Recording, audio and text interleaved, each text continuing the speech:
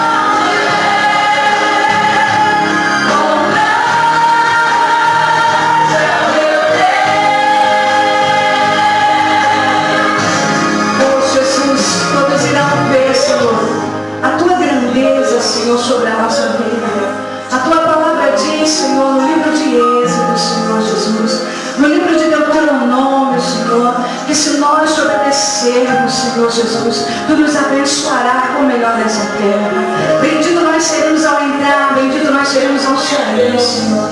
E aqueles que se levantam, Deus, contra a nossa vida, terão que contemplar a Tua glória. Terão que ver, Senhor, que no meio das lutas, das tribulações, de tudo aquilo, Senhor, que nós temos passado, as lágrimas caindo, Senhor, mas nós temos Te adorado, porque Tu não tem nos deixado sozinhos, Senhor.